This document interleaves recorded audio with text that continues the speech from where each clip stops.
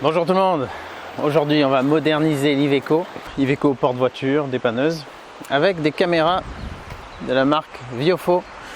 Ils m'ont proposé de tester un de leurs modèles.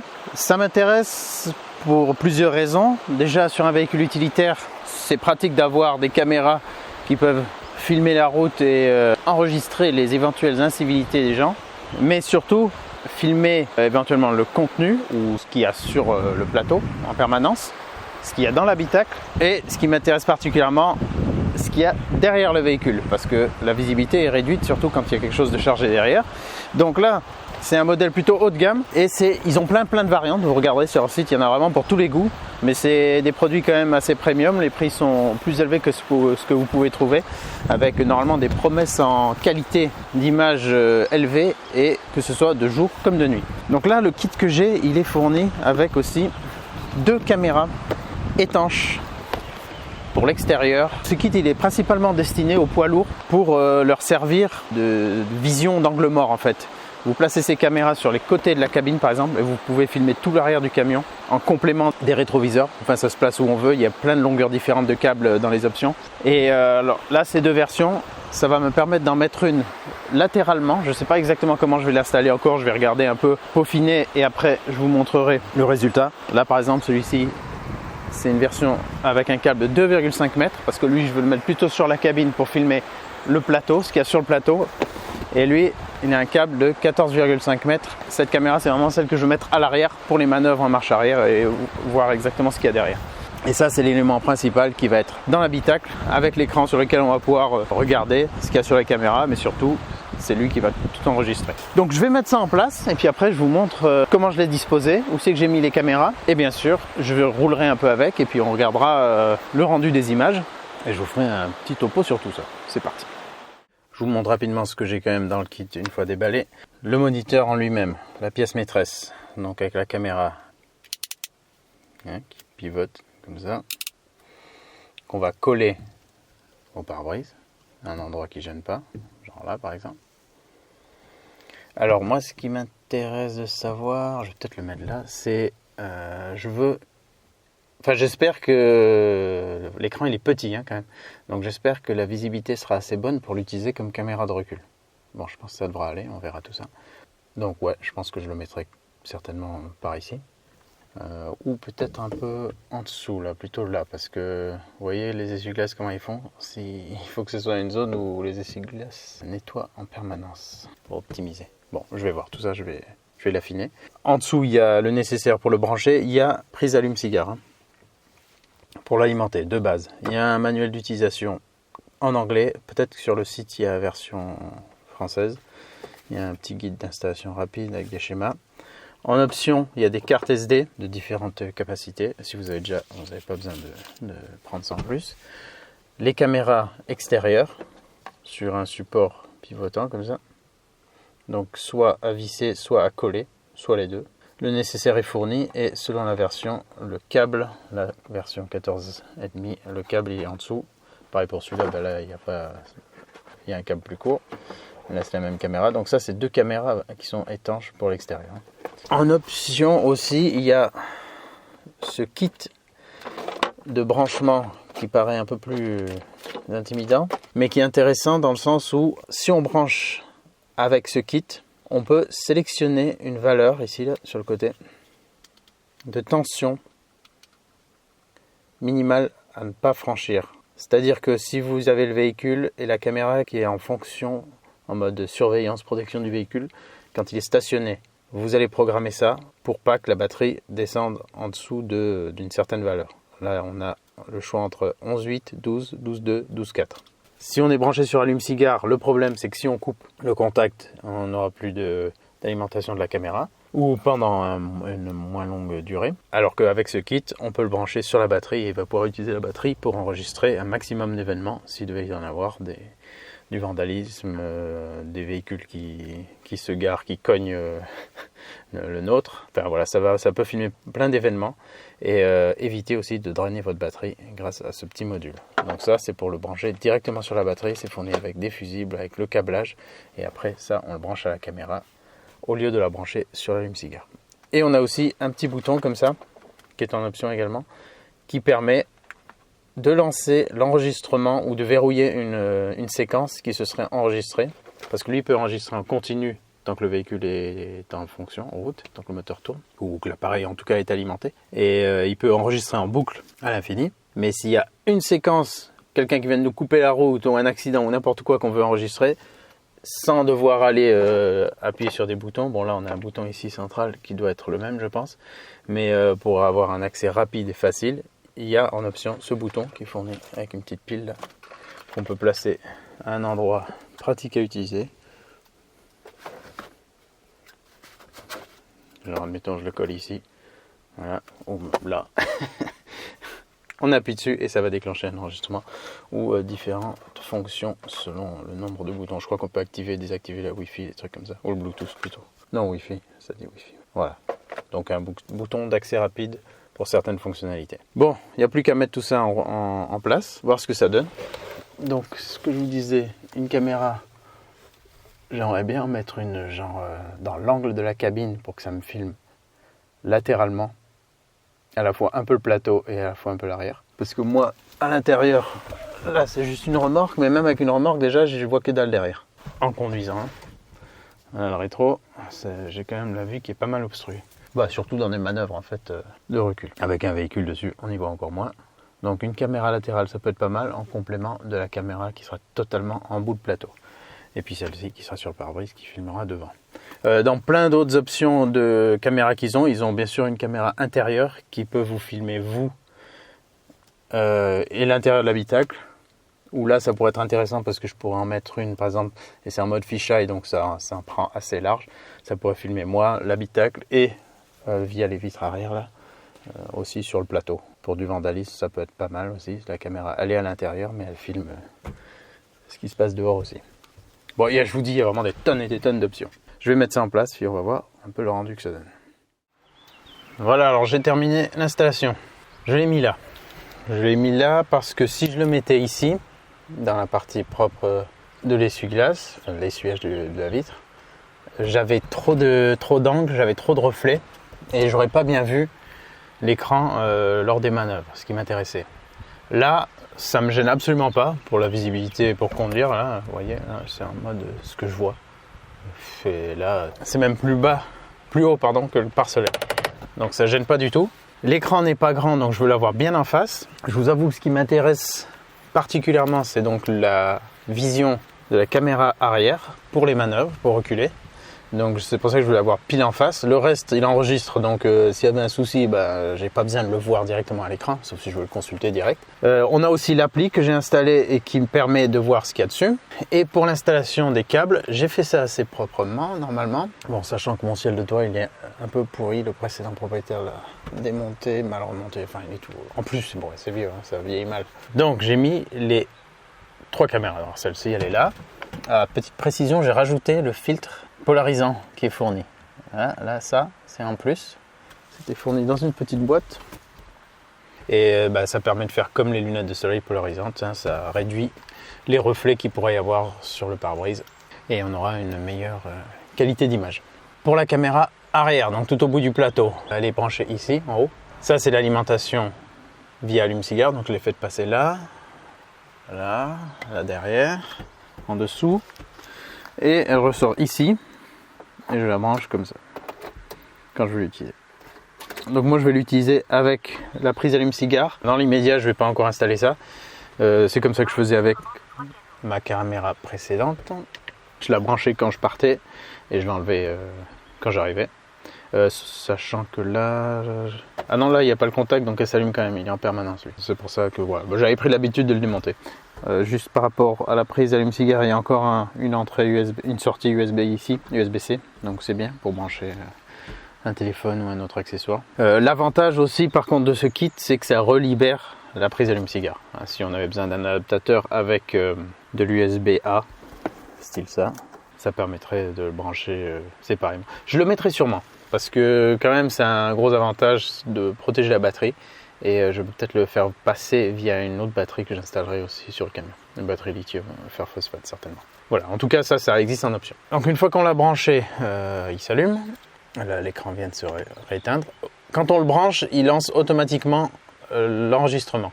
Donc moi, si j'ai pas besoin que ça enregistre direct, j'appuie là-dessus et ça l'éteint. J'ai mis la vue arrière comme caméra principale. Je veux que ce soit celle-là qui s'affiche quand je démarre parce que c'est pour faire les manœuvres que ça m'intéresse le plus. Donc c'est bien, c'est celle qui s'est mise. Elle part avec ce câble qui part ici, qui redescend là derrière aussi.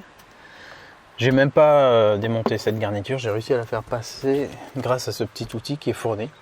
Donc lui, ça me permet de pousser un peu les câbles derrière les garnitures, les joints, ou de soulever un peu les garnitures pour faire passer les choses. Voilà, donc très pratique. J'ai trouvé un endroit pour le faire sortir de l'habitacle proprement, sans devoir passer par les joints.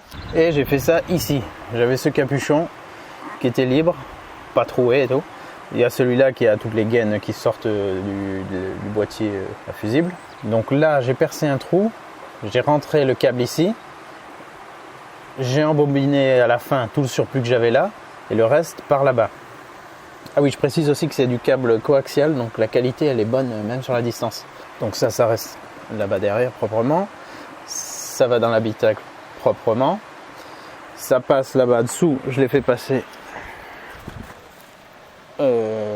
sous la cabine, derrière le châssis. On ne voit pas tout derrière là. Et ça ressort ici. Alors là c'est provisoire. Je l'ai juste mise là provisoirement. Parce que cette partie je vais la refaire et l'intégrer complètement sous le plateau. Mais voilà, pour la démo, pour tester, je l'ai mise là la caméra. Et les connecteurs sont très bien aussi. Ils sont qualitatifs, ils sont solides. Ça se vise bien, ça se branche bien. Voilà, ça risque pas de se barrer, c'est étanche. Et voilà comment elle est placée. Et j'ai pas dû faire de trou où que ce soit, à part dans le caoutchouc qui est en fait prévu à cet effet. Donc l'écran est petit, mais ça va. Ça va être une bonne aide pour voir ce qui se passe derrière. Donc là on est sur le mode des caméras qui auraient pu servir comme des rétroviseurs, hein, pour des longues remorques, pour des poids lourds, tout ça, des semis en fait. Mais ça va très bien pour mon utilisation aussi. L'autre finalement, je l'ai fait passer là aussi. Là on voit pas. Et j'ai décidé de ne pas la mettre dehors, j'ai décidé de la mettre ici. Donc je l'ai passée derrière le joint. Et elle me filme. Voilà à peu près ça, vous allez voir sur l'écran. Ce qui est intéressant, c'est après elle est en mode parking. Parce que là, je ne l'ai pas encore installé, mais j'ai reçu une caisse de rangement qui va être installée sous le plateau, là en dessous, où je peux mettre les sangles et tous mes accessoires pour arrimer des véhicules ou n'importe quoi. Et ça me fera une vision sur n'importe qui viendrait essayer d'ouvrir cette caisse. Et en même temps, ça me fait toute une vision latérale sur le côté du véhicule. Ça peut être bien pour les manœuvres, pour surveiller le chargement en tout cas d'un côté, puisque l'autre côté je le vois si je me retourne plus facilement. Donc ça me donne un angle de vision supplémentaire et ouais, j'ai décidé d'essayer comme ça. Si j'avais envie de la mettre à l'extérieur un jour, je pourrais. Il y a encore un petit peu de marge de câble, même s'il est bien sûr moins long que l'autre côté. Et en plus, je pourrais rajouter une rallonge aussi, ils en vendent si besoin. Le petit bouton fourni était déjà équipé d'une pile et il y en a une autre de rechange là-dedans. Donc ça c'est cool. Voilà, une CR 2032. Et je l'ai mis ici. Voilà, proprement là. Ça s'est connecté très facilement comme ils indiquent de faire. De rester appuyé sur le bouton et il se connecte en Bluetooth. Vous voyez l'écran, il s'éteint lorsque c'est pas utilisé. Et le bouton REC clignote lorsqu'il n'est pas en train d'enregistrer. Si je ne m'abuse, si j'appuie là-dessus, il enregistre. Voilà, elle me dit enregistrement de 3 canaux, elle me le dit en français, puisque j'ai 3 caméras. Et là, ça fonctionne bien. Alors là, vous allez me dire comment je fais pour voir les différentes caméras. Plusieurs options. Soit j'appuie, soit je navigue comme ça, hop, hop, et après je vais directement dans l'autre sens, source de vidéo en direct. Là, je peux choisir frontal, extérieur 1, extérieur 2 ou toutes les caméras. Si je mets toutes les caméras, ça me donne ça. Bon, là, il y a le capot levé, donc hein, il n'y a rien de spécial à voir. Ah oui, il fallait que je la réoriente vers le bas. Voilà, comme ça. Je peux voir ça en direct, ça me fait pas des grosses images, hein, c'est vraiment pas grand. mais c'est suffisant. Et de toute façon, c'est l'enregistrement qui compte. La carte SD, elle est là-dedans. Elle est difficile à sortir. Hein. Moi, j'ai pas assez d'ongles pour la sortir, par exemple. Ah tiens, qu'est-ce qu'il y a là? Attends, on va regarder fonction vocale. Show rear camera. Show rear camera. Ah voilà, il me montre la caméra arrière. Fléchette, qu'est-ce que tu fais? Alors? Je comprends pas.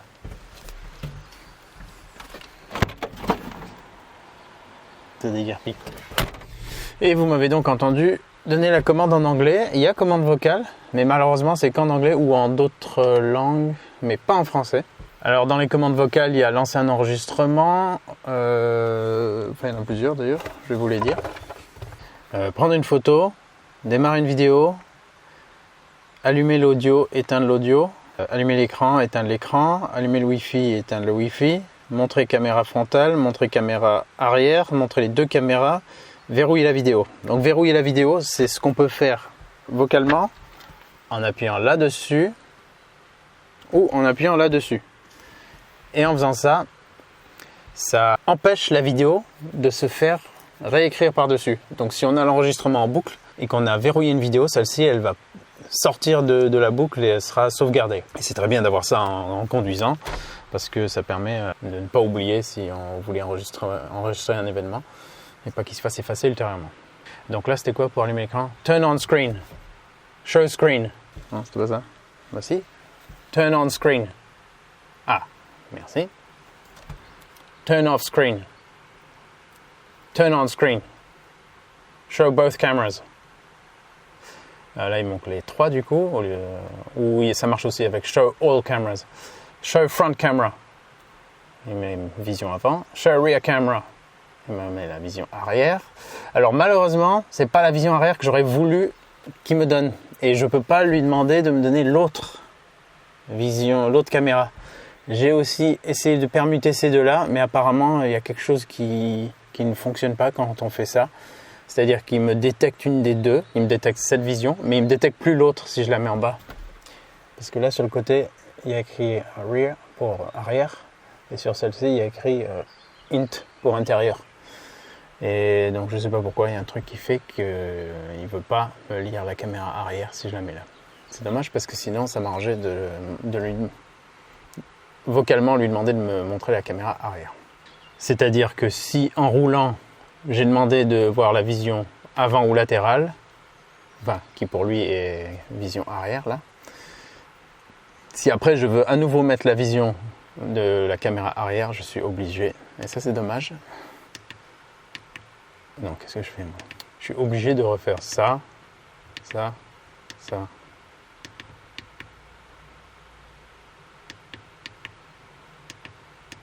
Voilà.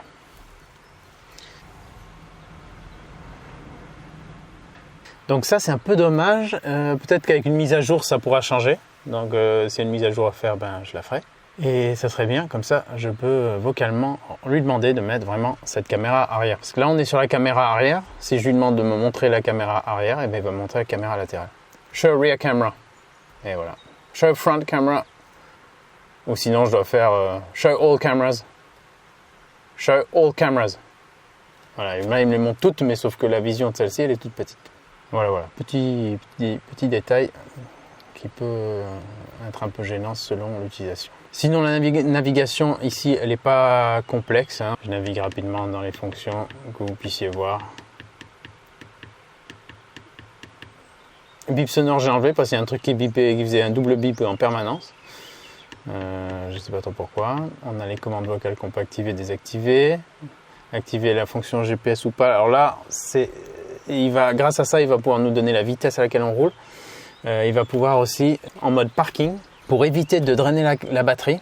Si vous stationnez le véhicule dans une zone précise et vous vous dites que là, il n'y a pas besoin de surveillance, il va pas enregistrer du tout. La caméra va s'éteindre en fait, mais il ne va pas enregistrer d'événements. Et si vous sortez de cette zone et vous êtes garé ailleurs, là, elle va rester en veille et être prête à enregistrer des événements. Voilà, ils appellent ça le geofencing, c'est-à-dire en anglais le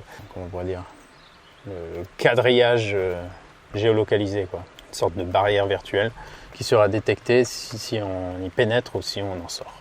Unité de vitesse, kilomètres au miles, différents trucs qu'on peut faire comme réglage, formater bien sûr.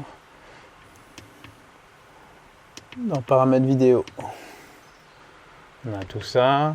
HDR il est mis de base, ou on peut le choisir pour chacune des caméras. Ouais, il est activé. Minuterie HDR automatique. On peut peut-être le mettre en automatique. Je sais pas pour. Ah, minuterie. Non, je vais pas mettre minuterie. Je vais mettre. Hop, tac. Je le laisse comme c'était. Qualité de la vidéo. Enfin, pas la qualité, la vitesse de transfert. Ou bien c'est la qualité, attends. Pour le timelapse aussi, il y a pas mal d'options. Voilà, toutes les options qu'il y a pour les timelapse. Bon, il y a beaucoup de choses qu'on peut faire. Hein.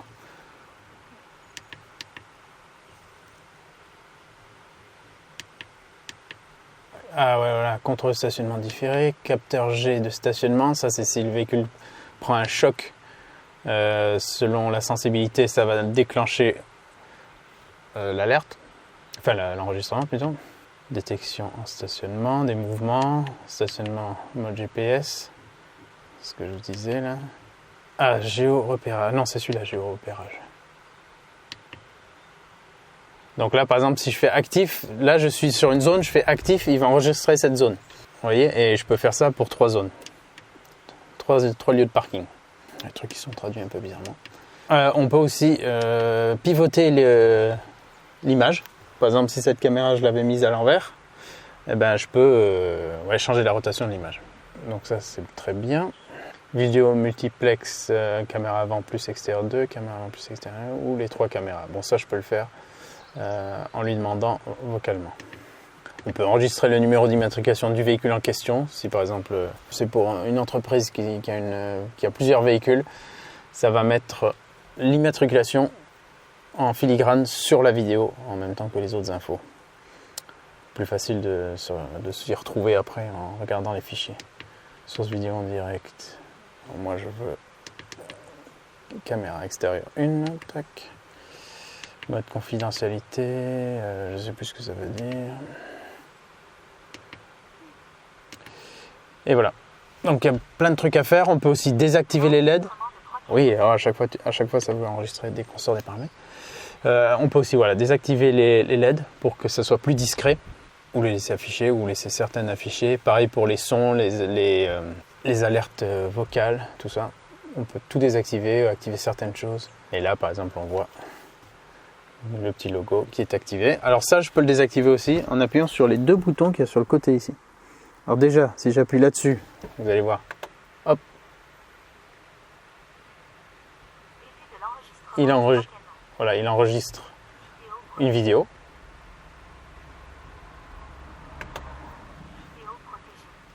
Voilà, il la sauvegarde. Si j'appuie sur le bouton du haut, vous allez voir ce que ça fait.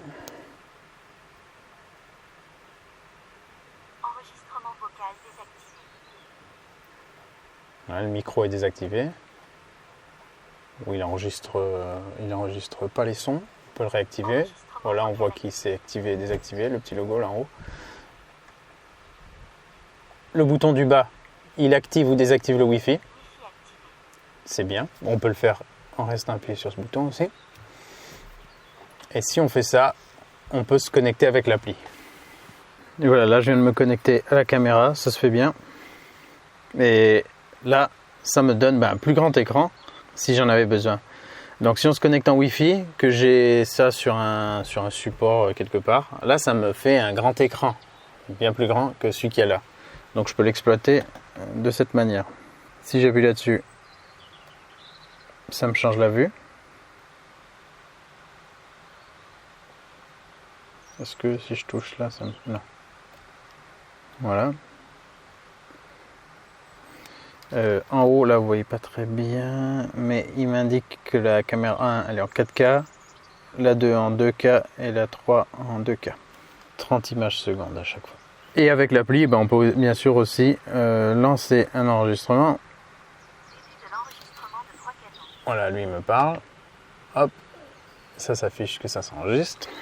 Je peux couper. Je peux prendre une photo. Dans les paramètres, alors là, c'est bien parce que bon, c'est un peu plus pratique à naviguer. Et on peut faire des réglages plus poussés, tels que corriger l'exposition des 3 caméras. Ouais, ça peut être bien ça selon comment elles sont orientées. Si elles vont prendre un peu trop le ciel, que ça va être trop blanc ou quoi, on règle ça. On peut choisir la résolution de toutes les caméras. Donc là, comme je disais, là je crois qu'on est au max. 4K 30 images secondes. Et les autres 2K, 2K 30 images secondes. Mais on peut mettre... Ah ouais, on peut changer le format aussi. Attends, c'est ça le format? Ou 1080... 4K 21 neuvième. Ok. Bon, les caméras latérales ou arrière sont limitées à 2K et la frontale en 4K. Je fais qu'un seul, je laisse comme c'était. Et voilà, on peut régler un tas de trucs. Là, par contre, attends, la langue, on peut la régler? Bah oui, j'ai mis français. Ah, ça change pas la langue de tout le menu. Bon, ça c'est un peu dommage. C'est un peu dommage, mais bon, on va quand même s'en sortir. Là, on peut voir la place libre sur la carte mémoire. On peut voir la version du firmware et de l'appli. S'il y avait une mise à jour, j'imagine que ça apparaîtrait là, certainement. Donc, de temps en temps, ça peut être... Ah ouais, puis à chaque fois, je reviens sur l'écran, il enregistre. Bon, ça peut être bien de temps en temps de venir dans l'appli pour voir s'il n'y a pas une mise à jour à faire. Et comme je vous dis, pour les réglages, c'est plus simple. Et aussi pour consulter ce qui a été enregistré. Donc là, on a la taille du fichier, l'heure. Ah, c'est pas mal, on a les fichiers... ça glisse pour ça. Les fichiers qui ont été verrouillés. Voilà, éventuellement les fichiers qui se seraient enregistrés en mode parking. Et les images. Et on peut aussi sélectionner les images enregistrées par la caméra frontale, les 2 caméras arrière, la deuxième caméra arrière ou la première caméra arrière. Voilà, donc l'appli elle est pas mal. Elle peut apporter... Oui. Ça aussi on peut le changer, qu'il n'enregistre pas dès la mise en route. Donc je disais l'appli elle est pas mal pour soit faire des réglages, pour consulter les vidéos, ou pour avoir un écran plus grand et changer facilement d'écran par exemple. Voilà, là ça serait tip top. Il faudrait que genre quand j'utilise le camion, tac, je me mets le truc dans... J'ai pas de support là. Par exemple si j'avais un support ici, je le fous là et comme ça j'ai direct ma grosse caméra de recul qui est plus pratique que ça. Mais déjà ça c'est pas mal. Si j'utilise plus le portable et que je veux reprendre le contrôle là-dessus, là il me demande de désactiver le Wi-Fi. Donc là si je veux désactiver le Wi-Fi, je peux utiliser par exemple ce bouton si j'ai pris l'option. Et hop, j'appuie sur le petit bouton latéral et ça me le désactive. Et là après je peux de nouveau avoir le contrôle là-dessus. Turn off screen. Voilà, hop. Je suis en train de conduire, là il est éteint, j'ai envie de voir ce qui est affiché, je lui demande. Turn on screen. Turn on screen. Ouais, faut gueuler un peu plus des fois. Ah oui, on peut aussi lui dire pour le Wi-Fi. Start video. Start video. Start recording. Record. Start video. Oui, il le lance pas ça. Ah, c'est dans l'autre sens. Video start. Video start. Début de l'enregistrement de 3 canaux. C'est quoi, c'est mon accent qui va pas? Turn on screen. Turn on screen. Thank you. Scheisse. Motherfucker. Turn off screen. Turn on screen. Take photo. Ah, il l'a fait. Hein? Prends la photo. Take photo. Take photo. ça marche. Après, par contre, on peut pas arrêter la vidéo. Hein? Stop recording. Video stop. Non, pour arrêter, on doit appuyer sur REC. Ok, bon, ça va, c'est pas mal. C'est pas mal. Donc pour résumer, on a, si on a pris ce bouton, on a 3 façons de faire un enregistrement d'urgence qui peut être très bien. En appuyant là-dessus, en lui demandant ou en appuyant là-dessus. Lui, c'est le plus pratique. On conduit, tac, on a les mains sur le volant. Ah, on voit un truc pourri sur la route, hop, on appuie. Donc il est assez complet. Hein. Je découvre cette marque, mais ça a l'air d'être quand même bien foutu. Je viens de pivoter la caméra, la 3e caméra, je vais l'appeler. Show rear camera. Maintenant, j'en ai une qui peut aussi filmer l'habitacle. Donc là, celle-ci, c'est pas mal parce qu'il faudrait que je lui trouve un petit support pour pouvoir la pivoter, l'orienter si je veux filmer l'habitacle ou si je veux filmer derrière, comme je vous ai montré tout à l'heure. Ça peut être pas mal. Mais là, des fois, si je veux faire des vidéos avec le camion là, que je veux filmer l'habitacle, bah, c'est vachement plus pratique d'utiliser ça que d'utiliser mon appareil photo que j'ai là. Donc ouais, c'est polyvalent ça, c'est cool. Nickel. Début de l'enregistrement de 3 canaux.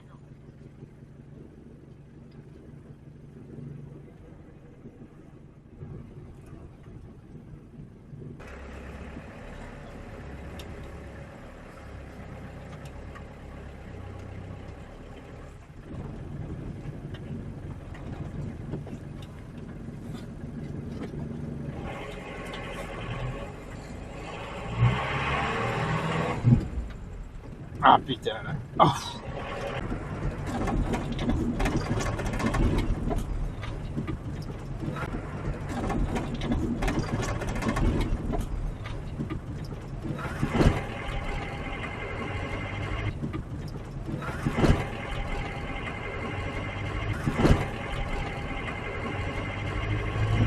Ouais, il y en a.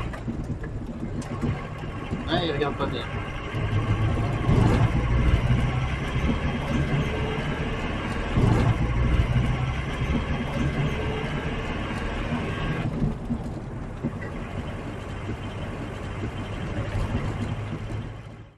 Début de l'enregistrement de 3 canaux. Allez, on va faire un petit test de nuit, voir comment elle se comporte, comment elle filme de nuit.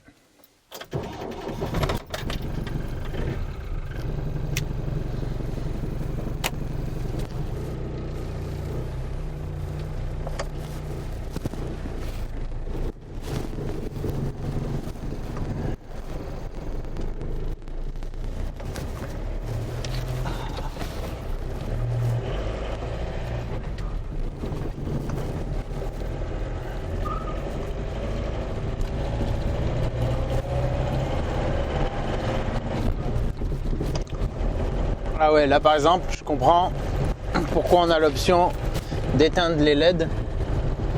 Parce que là où je l'ai placé, c'est vrai que elles sont assez lumineuses. Alors c'est vrai que je pourrais du coup baisser le pare-soleil là, même de nuit. Et là, ça me le bloque totalement. Et je relève si j'ai besoin de faire une manœuvre en marche arrière. Sachant que mon pare-brise, il est pas mal sale et micro-rayé. Et là, je vois que... Juste de mon point de vue, les lampadaires, ça fait des sabres laser. Waouh.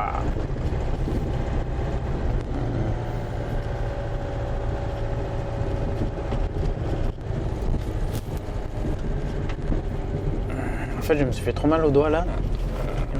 J'ai coincé le doigt dans la boule là en tournant tout à l'heure. À l'instant même. Luxation du doigt.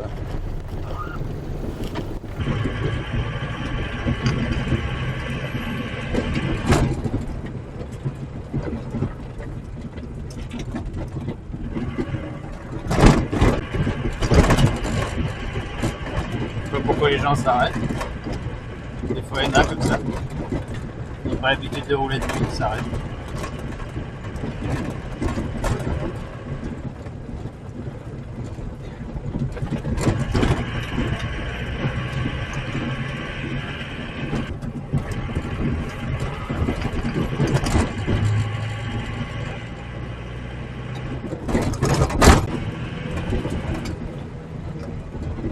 Il monte ce soir, dis donc.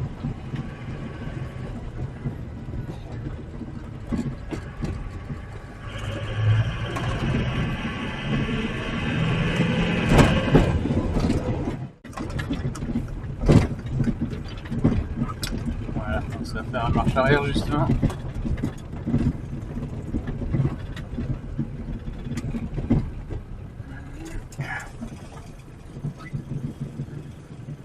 On va même mettre les gyrophares pour amuser les enfants.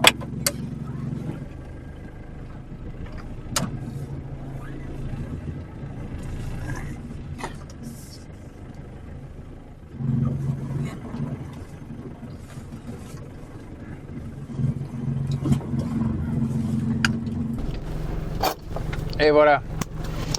démo nocturne sur route sinueuse d'arrière-pays, quoi, de montagne forestière.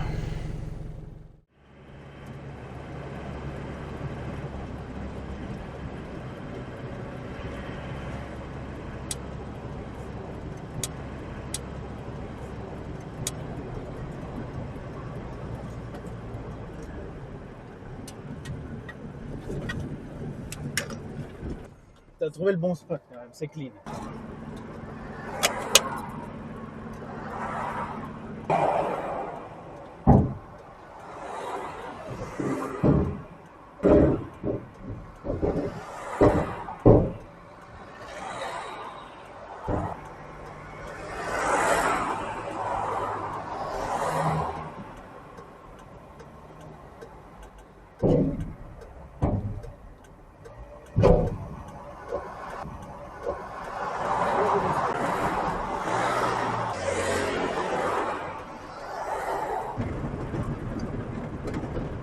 Toujours que ça croise dans les endroits les plus serrés.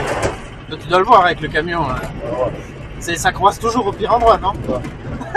C'est un truc de fou. Le pire, c'est que quand tu croises quelqu'un qui dit que alors t'es pas dans la merde. T'as 90% des gens qui savent pas. Ah ouais. Et puis plus la voiture est petite, moins ils savent. Hein. Ouais.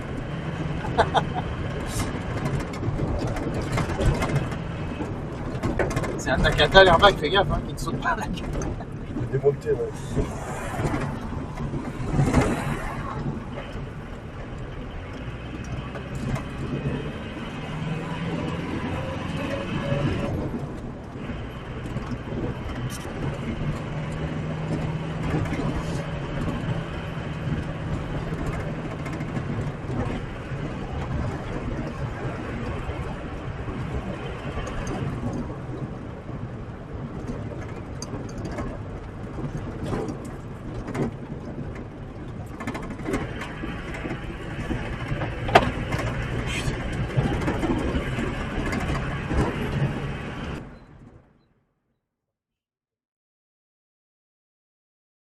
Je vais conclure sur ce Viofo A329S version WW parce qu'il y a les deux caméras étanches, si je dis pas de bêtises. Il y a tellement de modèles qu'on s'y perd un peu et tellement d'options qu'on s'y perd. Toutes les images que vous avez vues dans cette vidéo sont de qualité bien inférieure à ce que vous aurez si vous regardez les images directement depuis la carte SD sur un ordinateur ou sur une télé.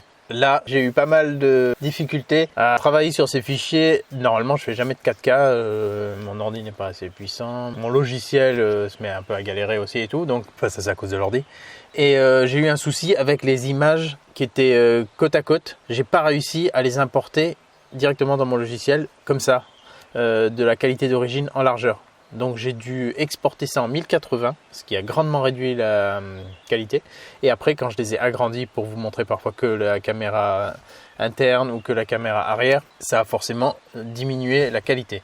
Et malgré ça, je trouve que la qualité est quand même très bonne. Donc d'origine, en prenant directement les images depuis la carte SD, micro SD, on peut retenir que ce produit offre une qualité d'image vraiment excellente. Ce qui va permettre d'exploiter au mieux les détails qui pourraient être critiques dans une vidéo, genre les plaques d'immatriculation, l'environnement, enfin voilà, plein de choses comme ça. Les visages. Là, normalement, avec la qualité de la caméra frontale en 4K et les autres en 2K, c'est au top. Si vous voulez l'utiliser plus comme c'est mon cas, comme une aide, tout en ayant une surveillance sur la conduite, vous pouvez aussi réduire la qualité, ce qui vous permettra d'avoir une carte SD moins grosse, donc moins chère, ou d'enregistrer plus de fichiers avant que ça s'enregistre par-dessus. Si je devais citer un point négatif, mais ça c'est lié vraiment à mon usage, c'est que l'écran est un peu petit si je veux l'utiliser comme... En fait, si je l'utilise que comme caméra de recul, ça va. Ça serait mieux si c'était un peu plus grand. Et si j'ai les 2 ou 3 caméras qui s'affichent sur le même écran, là ça réduit encore plus. Donc là c'est un peu délicat, mais c'est pas prévu pour cet effet. Donc moi c'est ça qui m'intéresse et je voulais voir justement avec cette proposition de tester cet ensemble de 3 caméras si c'était valable pour mon usage. Ça l'est, mais si on voulait faire que ça, bon bah autant s'orienter directement vers une caméra arrière avec un plus gros écran. En autre inconvénient, je pourrais citer éventuellement le fait que, et je mets ça juste entre parenthèses parce que peut-être que j'ai pas vu via l'appli qu'on pouvait le faire, je crois qu'on peut pas garder l'écran allumé en permanence. J'ai mis le max de temps qui est de 3 minutes, qui reste allumé. Donc au-delà de ça, il faut appuyer pour le rallumer ou faire la commande vocale. Mais ça, c'est un petit truc que j'aurais aimé pouvoir faire. Et peut-être qu'on peut le faire via l'appli, il faut que je regarde. D'avoir l'écran vraiment tout le temps allumé. Sachant qu'il est petit, ça ne gêne pas trop. Voilà. Ça peut être vraiment pas mal. Surtout aussi dans mon cas, si je voulais surveiller un peu la cargaison ou l'arrière du véhicule pendant que je conduis.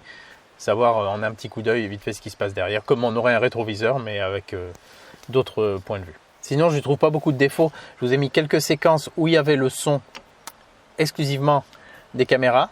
Donc forcément, il n'est pas d'extrêmement bonne qualité parce que c'est pas vraiment fait pour. Mais malgré tout, en tout cas la caméra interne, elle suffit à enregistrer de manière bien audible les sons qu'il va y avoir à proximité de la caméra. Donc ça, c'était plutôt une bonne surprise.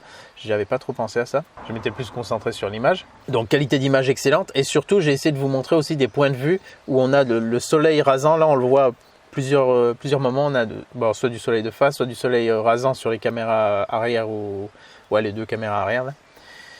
Et j'étais aussi étonné de voir la qualité. Alors là, le mode HDR, il est vraiment bien parce qu'il évite qu'on ait vraiment une surexposition complètement éblouie. Donc ça, j'ai trouvé que ça gérait super bien. Et le mode nocturne, sans avoir de LED infrarouge, tout ce qui est éclairé par le véhicule ou par les alentours, les lampadaires, les autres véhicules et tout, on a vraiment très peu de grains. Hein. C'est assez impressionnant.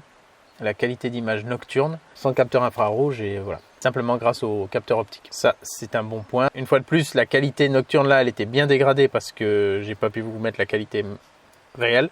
Mais sur un fichier réel, on arrive bien à lire les plaques de nuit. Et des fois, même si on n'arrivait pas bien à voir sur un véhicule de face, la caméra arrière peut le prendre de manière plus nette des fois quand c'est un peu moins éblouissant. Mais j'ai trouvé la gestion des expositions et de la balance des blancs et tout ça vraiment bonne. Le fil polarisant aussi, je pense, a bien aidé. Et évidemment, l'état du pare-brise du camion n'a pas aidé du tout la qualité d'image non plus. Donc là, ça vous montre un peu en conditions réelles que malgré plein d'éléments défavorables, on a quand même une restitution qui est de très haut niveau, je trouve. Et j'espère que ça pourra vous donner une idée du rendu pour que vous puissiez faire un choix éclairé. Voilà, donc les gros points forts: qualité des images, modularité des produits, donc pas que celui-ci, mais tous les types de caméras qu'il y a, caméra étanche arrière, comme là j'ai testé. Enfin vraiment, il y en a pour à peu près toutes les situations. Toutes les options de surveillance avec les différents niveaux de sensibilité, là aussi, il y a vraiment de quoi paramétrer ça comme on veut. Les options pour commander l'appareil, que ce soit directement dessus, avec le petit bouton en plus, ou la commande vocale, ou l'appli, font que c'est un produit très complet. La commande vocale, elle n'est pas parfaite. Malheureusement, elle est en anglais, alors peut-être qu'il y aura des mises à jour. Mais bon, il n'y a pas énormément de trucs à apprendre non plus, donc vous arriverez à le lire. Aussi, j'étais dans un environnement bruyant globalement, donc des fois je devais hausser un peu le ton pour que la commande vocale comprenne ce que je voulais. Mais dans un habitacle d'une voiture plus insonorisée, moins bruyante, ça devrait aller très bien. Et ouais, voilà, cette option avec le bouton d'accès rapide pour verrouiller une séquence, ça c'est un truc vraiment utile en cas d'accident ou voilà, juste pour pas perdre une séquence. Même vous avez eu un truc incroyable sur la route, une belle bagnole, un ovni, une météorite, n'importe quoi d'incroyable, vous verrouillez la séquence et comme ça vous êtes sûr que la boucle n'enregistrera pas par-dessus. Voilà, en tout cas c'est en faisant qu'on fait. C'était une vidéo longue, mais je voulais vous montrer pas mal de choses en termes d'installation, de rendu et d'utilisation, réglage des paramètres et tout. Bien sûr, on pourrait aller beaucoup plus loin encore, mais sinon ça durerait des heures. Et je l'ai utilisé donc déjà sur plusieurs trajets depuis l'installation et ça m'a été vraiment utile. Donc j'en suis très content. C'est un budget, mais la qualité est au rendez-vous et le produit est vraiment qualitatif, les connecteurs, tout est vraiment bien fait. Donc je trouve qu'on en a pour son argent. Je vous mets les liens utiles dans la description. Je vous dis à bientôt dans une autre vidéo. Je vous souhaite bonne installation. Et surtout, conduisez bien parce que ça filmera pas que les conneries des autres. Attention. À bientôt. Ciao, ciao.